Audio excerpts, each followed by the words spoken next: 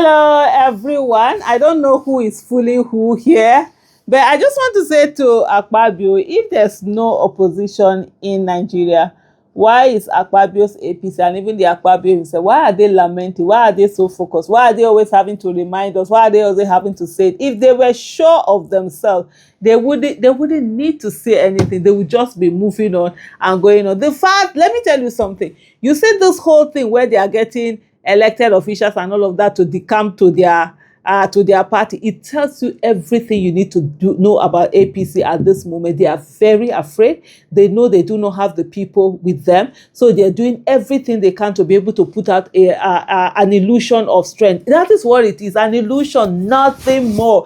And when they come, like I've seen one or two people have said, by the time I explained to them, I said, look, PDP once upon a time had 27 governors. Literally everybody was there. That's why all of these decamping, PDP cannot do anything and talk about decamping because they were the ones beneficiaries of it.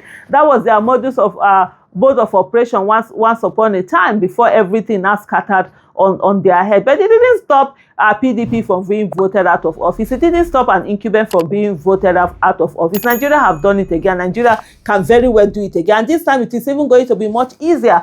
And one of the things that I would tell you why people somehow think that it's be harder taking out, Tinubu is because Nigerians have this very weird foolishness, which is we tend to attribute things to outside people and refuse to learn lessons, to see things as they are. 2015, it was Nigerians that removed Goodluck Ebele Jonathan. It had nothing to do with Obama, but it had nothing to do with Democrats or Obama. But because Nigerians want to tell you that everything was so good during Jonathan, nothing was happening, nobody was being killed. You see this Christian massacre that some of you are talking about now, during Jonathan, it was happening then. I remember even the Southern Kaduna killings in Southern Kaduna, Benue, Borno, Fulani, we already say Fulani headsmen. I even remember a time, I think it was 2014 or early 2015, I asked, when you people call them Fulani headsmen, do they come with their cows to come and attack people? How do you know that they are headsmen? There's one lady, today she's very vocal, the opposition, you will know her, but I'm not going to mention her name anyways. She's from Southern Kaduna. She's one of those people that used to attack us. Me particularly, we fought a lot because she was a Jonathanian, one of those people supporting Jonathan with everything. From Southern Kaduna, people will be killed in Southern Kaduna. We are talking about it and she'll be attacking us. And today they say all of this. At that time, things had gotten so bad and Nigeria said enough was enough and they removed it. It had nothing to do with Obama or anything. What's his name? Donald Trump also is not going to come here to come and help you to remove Tinubu or whatever. It is we, the people of Nigeria, that are going to do that. Even this thing, after declaring state of, making Nigeria a country of particular concern, what did they end up doing? Removing every visa thing that they can remove. Why? But when he talked about South Africa and people that were being killed in South Africa, he gave them an opening for them to be able to come over, to the United States, even to become citizens if they want. Oh, those ones are white. I forget, these ones are black. And,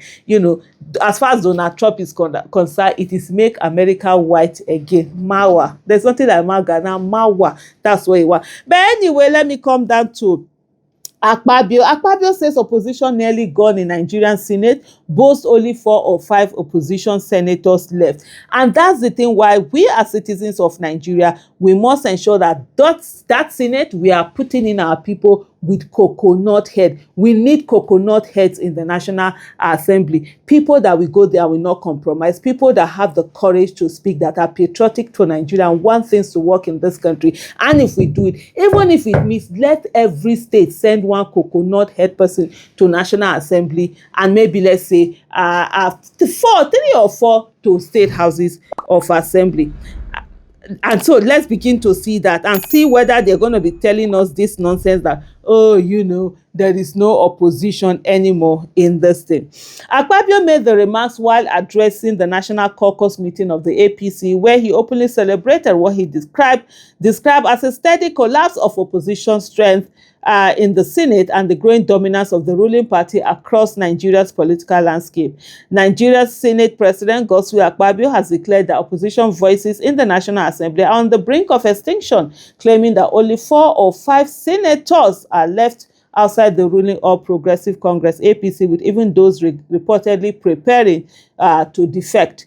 Akpabio made the remarks while addressing the National Caucus meeting of the APC, where he openly celebrated what he described as a steady collapse of opposition strength in the Senate and the growing dominance of the ruling party across Nigeria's political landscape. When we came in, the opposition had almost 50 members, but today, when I counted, there were about 5 or 4 left in the opposition, Akpabio said. Even those 5 members have whispered to me that I should carry them to the president and leader of the party, that they are prepared to join the APC. Very, very, very foolish talk.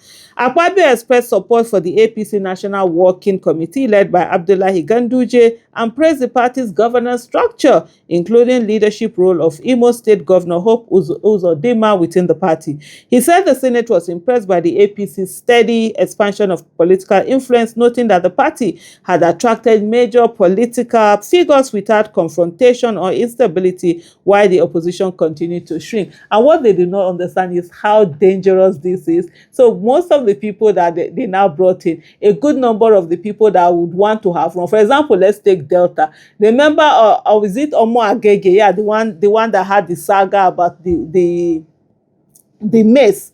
And he wants to run. Now you've brought this person, meaning he cannot. A lot of said that you're bringing these people are coming in. There are people there who ordinarily, want to run. For example, even those Labour Party, senators and House of Rep members that have won through Labour Party, and now they've come to APC. There are APC big wigs there that also want to run in that seat. How are they going to do it? So it's going to cost them a good number more harm than they think it's going to cost them. But one of the things that it tells you at every time is the fact that they no longer have the support of the people, and they know it, and they're using this to bluster, their power. He disclosed that he deliberately allowed some senators who are defected to APC at the state level to remain within the minority caucus at the National Assembly in order to preserve legislative balance. He added that his decision prevented the minority benches from becoming empty, and specifically acknowledged Enugu State Governor Peter Umba for allowing Senator Sitangu to continue serving as minority chief whip.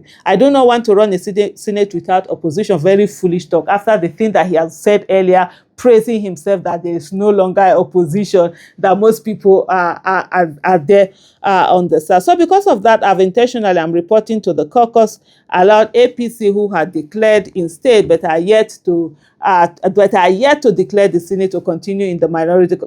Please, there's no need of continuing this conversation. Akpabio, if you think if it's sure for you, you understand it's sure for you, continue talking what we are talking. May God let us live and see that 2027. Thank you for watching. Bye.